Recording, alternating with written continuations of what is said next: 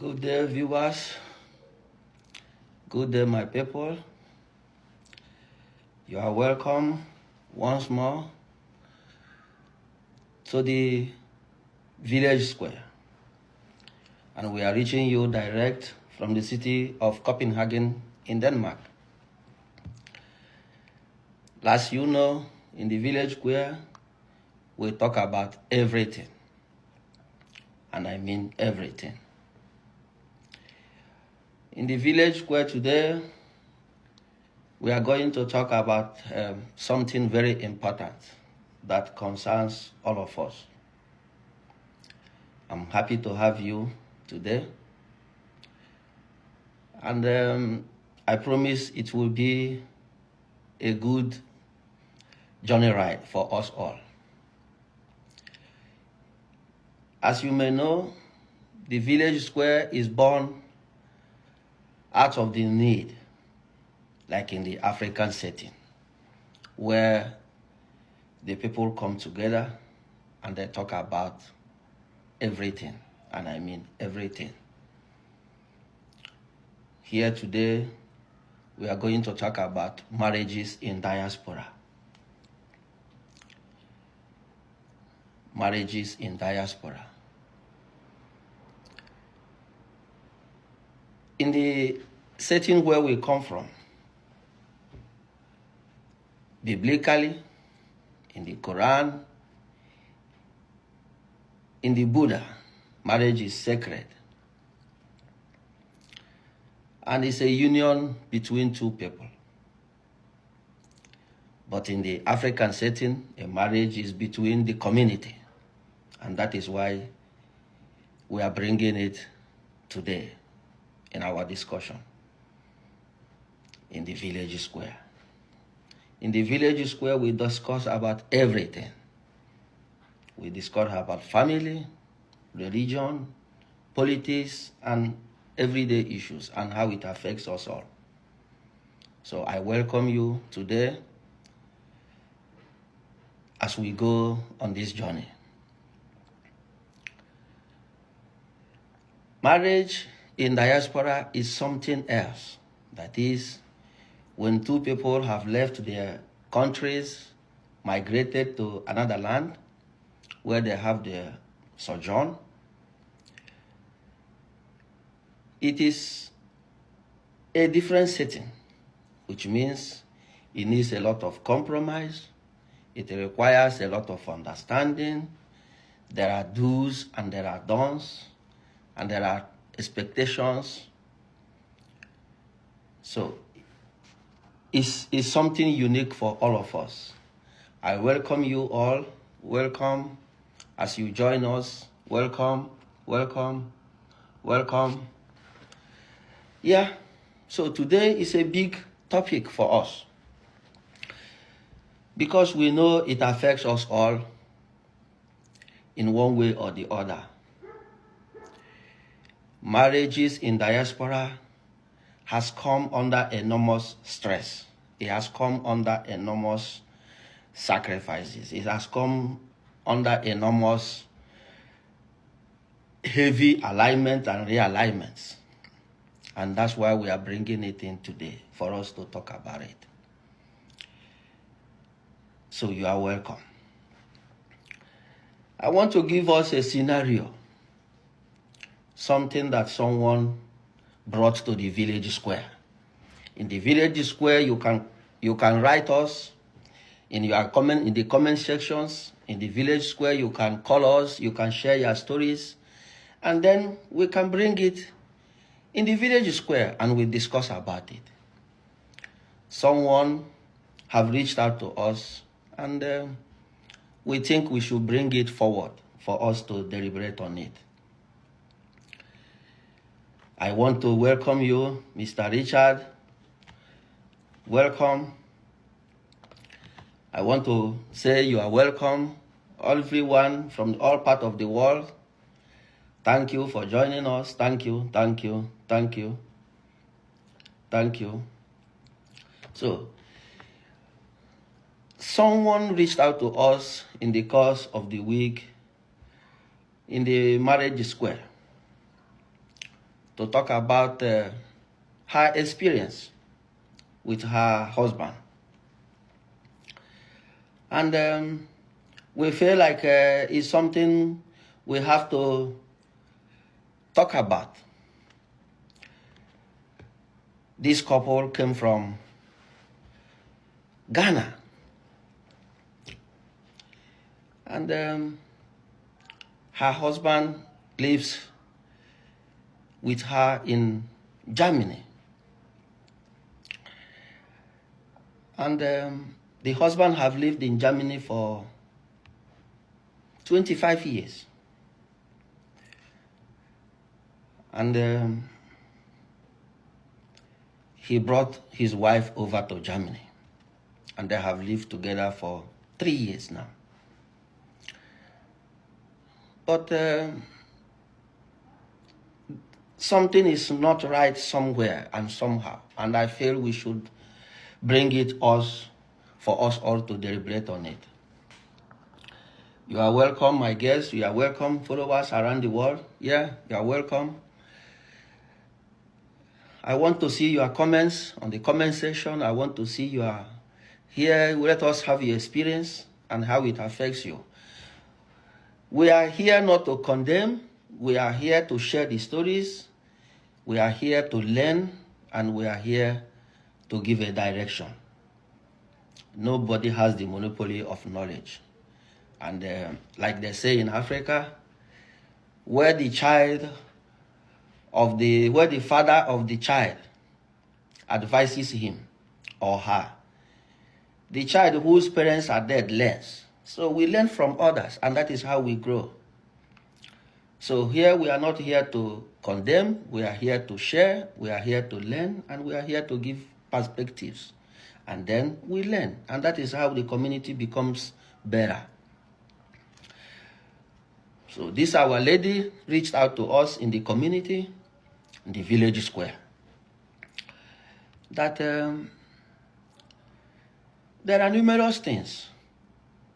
I would have played the audio for us to listen, but because I do not have her permission, I cannot play the audio for copyright's sake and for issues left to her.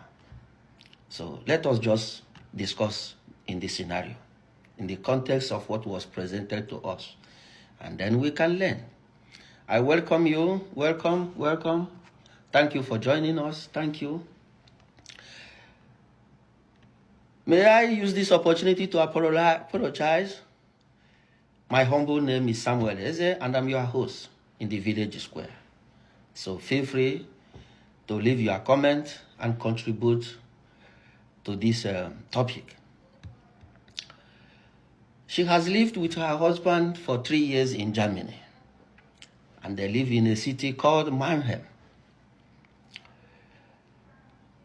The issue is that since she migrated from Ghana to Germany, she works every day. Even in the weekend, she's working. And they have only one child, which she migrated with from Ghana to Germany. She does the house chores, takes care of the home, prepares meal for the husband. But what she cannot understand is that since she moved to Ghana, with all the money that she has been working for, she do not have a saving. And that is a call for concern to her. And she has a family back home which she supports as well. But because all the money that she makes from her salary, mind us, they do not have a joint account, because first the salary must go into her personal account, but then she has to transfer this money to her husband, who pays the bills, house bills, and the child fee for the kindergarten. The child is about 3 years or so. She gave birth to this child while in Ghana. And now it happens that the mother got sick in Ghana. And she was called upon because the mother has to be taken to the hospital. And while in the hospital in Ghana, they feel that the mother is not getting the adequate treatment as she is suffering from a severe sickness, which needs for her to be taken to India for operations. You are welcome, you are welcome, you are welcome, Christine, you are welcome, Maebi. I welcome you from around the globe, wherever you are watching us from. We are live on YouTube and TikTok and on Facebook. Feel free to like our posts, share, and leave your comments. We will appreciate it. We grow each day, and in the village square, it's yours. We own it. This is where we talk about life issues and how it affects all of us. Thank you for joining us. Let us go back to the story to share the memory of what we have. It's about a lady who migrated to Ghana, to Germany with her husband from Ghana. And she has been there for 3 years, and she's working every day, including the weekend shifts. But the money that she's making from her salary ends up in the husband's account, and the husband pays the bills. The husband has lived in Germany, in Mannheim, for 25 years before bringing the wife. The marriage has been functioning, but our friend, the lady, has a big issue, that the salary she has been making for these 3 years, she has no savings. And the husband is the one that does and pay all the expenditure in the home, including the house rent, the insurance, the utility bills, and what have you. Incidentally, the mother in Ghana fell sick, and she has to be flown to India for operations, to undergo a medical surgery.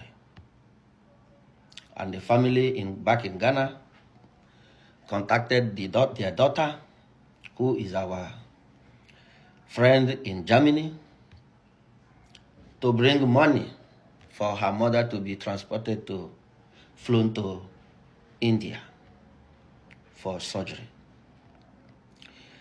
And the lady now reached out to her husband that she needed 10,000 euros. 10,000 euros in Nigeria is equivalent of 80 million naira or thereabout. And in Denmark, 10,000 euro is about 78,000 kroner. And 10,000 euros in the US dollars is equivalent of $14,000. So the money we are talking about here is a very big amount of money, so that she could support her mommy to undergo this operation in India. Incidentally, the husband says, "Hello, honey. I'm not sure you are aware of our financial circumstance here in Germany." The husband, mind you, has 2 shifts, which means he works in the morning and again comes home around, he starts his normal day around 6 a.m. and goes home about 1 p.m. And then he rests and goes back to his job around 5 p.m. and comes home at 10 p.m. Those of you living abroad know this scenario. It's a way of life. You are welcome. I welcome all of you. You feel free to leave your comment and share this program so that we can get more interactive and have more issues to bring you every Sunday. As you may know, this is the Village Square with Sam Eze, and I'm your humble host. The husband says that there is no money because of all the bills and the loans that he had taken when he brought the wife to Germany, because he's supposed to have made an caution fee for the immigrations. So he's paying back all these loans and other things. And the wife could not understand why the husband could not give out these 10,000 euros for her to send her mother for medicals in India. And that is why I'm bringing it before us to talk about it. In this situation, what would you advise the lady to do? And if you are the man, what is your take? If you are the man in this situation, your mother-in-law is sick, because your mother-in-law in the African setting is your mother. And if she's sick, it's also your shared responsibility to make sure she gets her medicals. I want your opinion. I want us to share it and talk about it. And our lady friend in Germany is watching us also live. She will read in the comment section. The reason we have still closed this live stream not to have participants on the screen is because it's new, and we have to moderate, and we have to give a picture of what the program is like and is about, and then for people to understand that the Village Square is fashioned in this pattern, and this is what we are doing. Because when you are live, there are things you cannot moderate. And when someone, our guest, is in the program, they are free to air. And because of the streaming policies of different platforms, there are some languages we have to moderate, and then we can open up for participants to join us on a shared bigger screen. So I plead us to bear with us for now, because this is new, and other technical things are still being put into place. And when the studio is finally ready, we will have a bigger audience. But that does not stop us to share this interaction with us. So feel free to leave your comment in the comment sections and let us learn. As a father, as a husband, your mother-in-law is sick and requires medical trip abroad. What would you do? Are you gonna leave your mother-in-law to die? Are you not gonna take part of it and make sure she gets the medical she needs? This is why it's a big topic. Marriages in the diaspora, how it affects us all. And as the wife, who have worked every day since she moved to Europe, to Germany, precisely, and is making a good salary and being a supportive wife, helping and making sure the family runs well. And out of the blue, your mother becomes sick, and you reached out to your husband for money, and the husband is saying there is no money anywhere. What are your options? How are you going to go about it? This is why it's a very heavy topic. And because our friend in Germany is watching us live. And yeah, thank you, Quill. Yeah, let me read it out. For me, it's better to give a little, but the man has to, but he has the means to settle that anyway. Thank you for your comment. Yeah, more of it. Thank you, I appreciate it. Yeah. So, then, yeah, he's also saying that he can reach out to his friends too, to help. Thank you. That is what we are talking about. Your mother-in-law is your mother.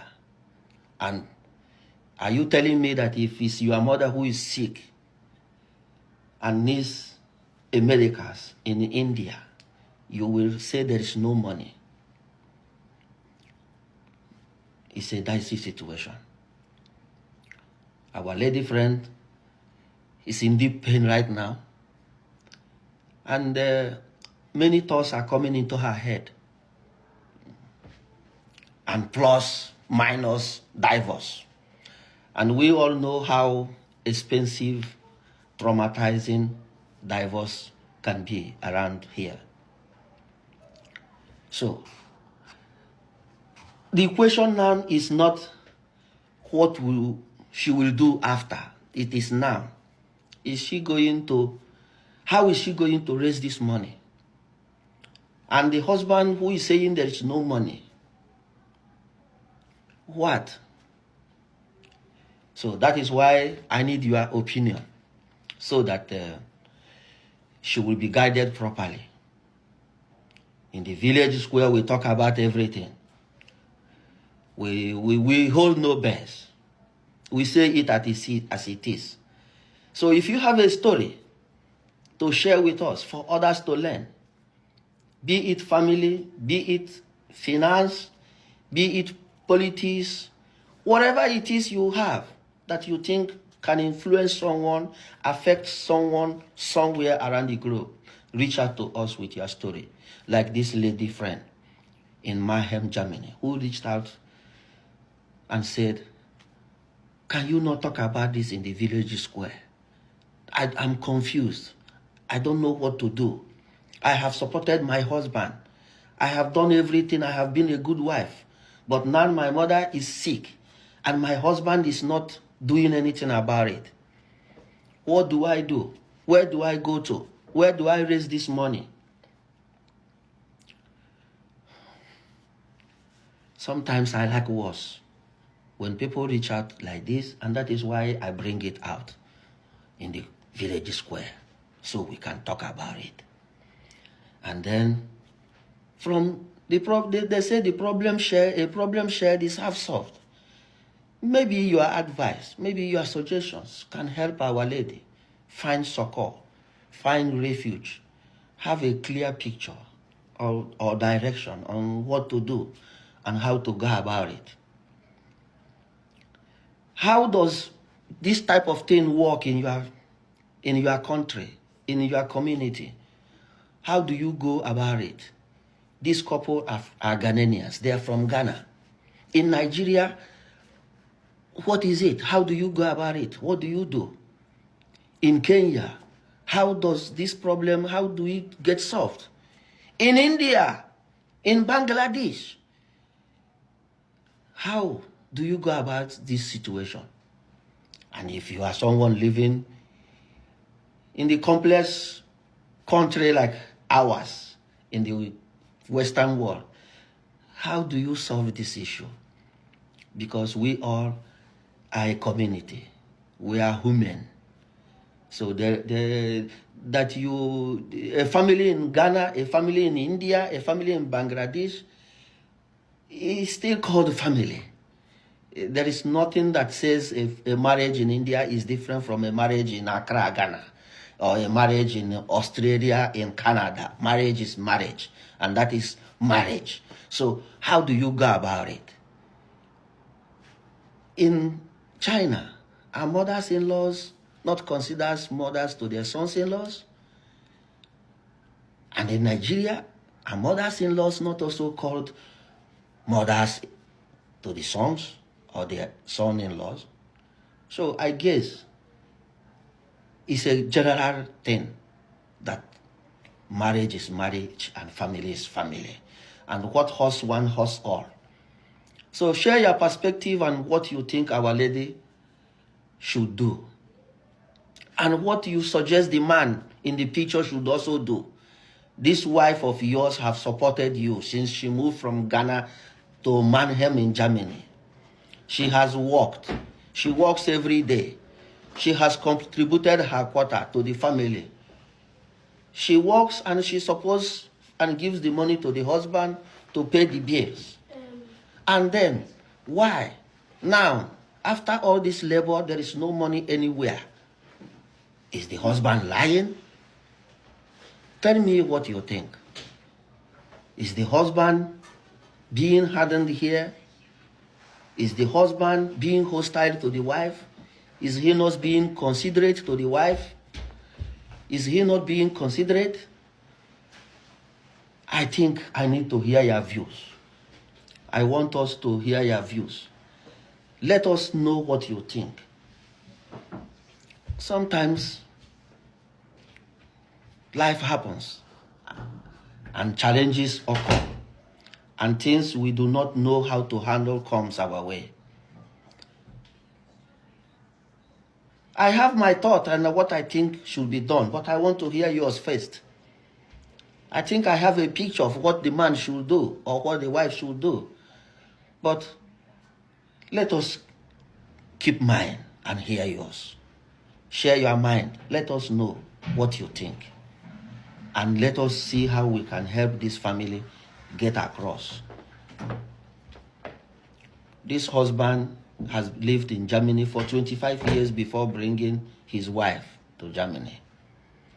And now he is stuck in between the devil and the blue sea. The mother-in-law in Ghana is very sick and requires 10,000 euros for medical operation in India. And life happens. Sometimes it's difficult for us to say, you are working and the money is not there. But can it be true? Is he lying to the wife? Let us see. Let us see. Let us hear your comment. Let us read from you. You can leave a voice note. You can leave your comment on the comment section for others to learn. And our lady friend in Germany is also watching live. After working 7.5 hours every day, 40 hours a week, for the last 3 years, giving all her resources to her husband as a good supporting wife. It's a life they are building together as a couple, hoping that they are saving for the rainy day. And when the rainy day comes, they can pull some fund from wherever and share and use it to solve their issues. But that rainy day is here, and the husband has no money. What is our advice to her? And that brings me to the larger picture of why we tag this topic, marriages in diaspora. Marriages in diaspora has been stretched, both for the man and for the woman. The wife works every day. The husband works every day. And sometimes we forgot that we all are individuals from two different backgrounds. And we only meet. Some meet in their native countries and get married and migrate to a foreign land as a couple. And some also meet themselves in these countries, and then they find each other and start to build together and become a couple. But the bottom line here is the individuality in marriage. You have your own background, you have your own setting, you have your own family. You have your own responsibilities. There are reasons why you migrated from your country. The economic situations that you find yourself in your native countries is why you migrated. Thank you, Sylvia. Thank you, Hey. Thank you for joining me. You are welcome to the village square. And this is where we hold no back. We talk about everything. We talk about life issues. We talk about politics. We talk about religion and how it affects us all. And today we are discussing marriages in diaspora. And our topic we are dipping into today is concerning a couple living in Mannheim, Germany, whose mother-in-law or mother is sick in Ghana and requires medicals in India. And we are looking at 10,000 euros for these medicals. And the wife who migrated to join her husband in three years ago in Germany, who has been working and supporting the husband, for the husband to take care and pay all the bills. As you know, you pay the mortgages, you pay for the accommodation, you pay for the utilities, you pay for the child institution, you pay for insurance, and what have you. And because the husband brought the wife from Ghana, he made a caution fee with the immigrations in Germany, which made him borrow some money and for which he's paying now. And that, the man is saying, has drained his economy, that there is no savings. And the wife is confused. Why wouldn't there be money somewhere? The husband has 2 jobs.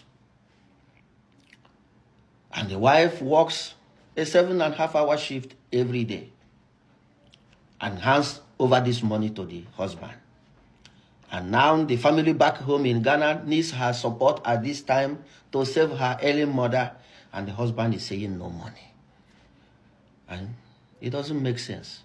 And that's why she has reached out to us in the village square to get our perspective on this issue and how best she can handle it. So I want us to dip into it. Let me know your opinion. Let us read from you. For our viewers on Facebook, leave your comment. For our viewers on TikTok, let us hear from you. And those in the YouTube, share your thoughts on this matter. Our sister needs your advice so that we can learn. We learn from others. We learn from the experiences of others. Nobody has the monopoly of knowledge, and life happens. And when life happens, you hold no back. You let it go. You cry when you need to cry, and you laugh when there is need for you to laugh. And in the village square, we accommodate all cultures. We accommodate all ideas. We accommodate all opinions within the ambits of good taste and good conscience. And we look at the human angle to every perspective. If your mother is sick, would you say there's no money? And now that is your mother-in-law as the husband, are you keeping bed? What are you supposed to do? Let us hear from you. So today is a very dicey topic. Our lady friend from Ghana wants to know what she can do. Now she's thinking of divorce. She's tired of this marriage. But let us remember, as she's thinking of the divorce, her immigration status lies and ties to the husband. So, if she files for divorce, she might be heading home to Ghana. And if she continues in this relationship, what will the future look like? She's saving all her money in a bank where she does not know if when she needs this money will come out. She's stuck between 2 evils. If she divorces the husband, she will be sent back to Ghana because she does not have a permanent resident status yet. And that is a big problem. And if she continues, she still has to work and give money back to the husband. God forbid, when the rainy day comes, she won't have any money because the husband is saying there's no money. Welcome, Olowo. Welcome. Welcome, Manti. You are welcome, Miju. Thank you for joining us in the Village Square. In the Village Square, we hold no best. We talk about everything, and I mean everything. The Village Square is where the elders gather in the community to discuss life issues, how it affects the community, how it affects the people, and they find solutions. That we don't condemn. We hear, we listen, we do not condemn. In this program, we don't condemn. We make suggestions. We bring ideas. So today, we need your ideas. What is your take on this issue? What do you think? How can this marriage continue to foster? If the man of the house, whose wife has been given all her resources, is not bringing money when the need arises. In our perspective today, we all are individuals who join together in matrimony as one. What affects one affects the other. So, sometimes in marriages in the diaspora, people find it difficult to understand that you have your own family, but you left that family to build another one with someone else, which means the responsibilities of this other family lies with your partner. She has her own family. She has her own responsibilities that she must not fail to meet. And you have your own responsibilities that you must not fail to meet. Where does the compromise lie? Where do we meet? You are making a woman give you all her money because you have to survive. How about her own family when the need arises for her? And for those of us who come from different background, where you move abroad, there are high expectations on you from your family. There is high expectations from your friends as well. There are cousins, there are aunties, there are uncles who need your way, one help or the other. And then your partner is not understanding you because your partner thinks all this money is our money. So, as we cross home, I want to read from you. Let our auntie, let our sister, let our friend in Mannheim know what you think and how she could go about this issue.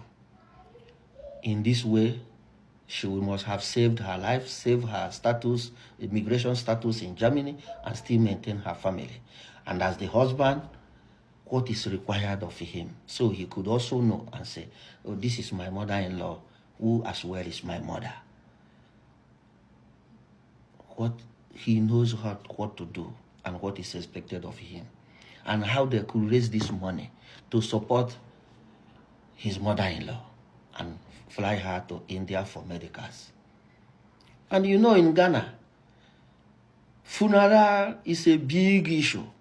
So rather than spending 10,000 euro in the woman's funeral, is it not better to borrow or whatever, however they can raise this money and gather this amount and make sure the woman lives? Because if she undergoes this surgery in India, she will live.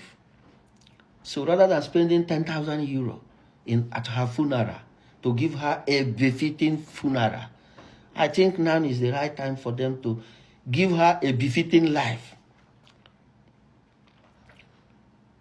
This is my submission and my take on this.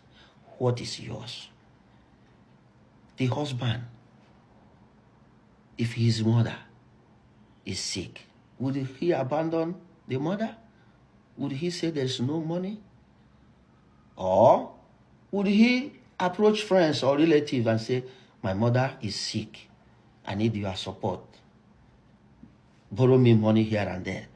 Or better still, he could approach the bank. How best?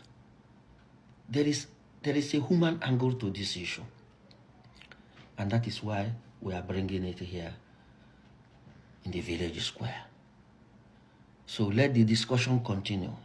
Even while we wire down, let us read. Share this video. Share this live. Share it and comment.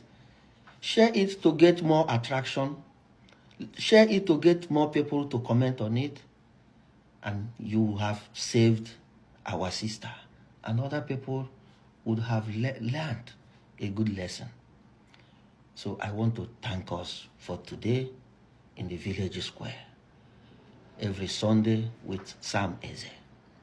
And I'm your humble host. See you next week. And let the discussion stay continue online. Thank you and God bless you. Let me know your thought. Reach out to us. If you have a story that you think might interest someone somewhere, we learn every day. Give us your thought and let us see what we can make of it. You never know what your story imbibes.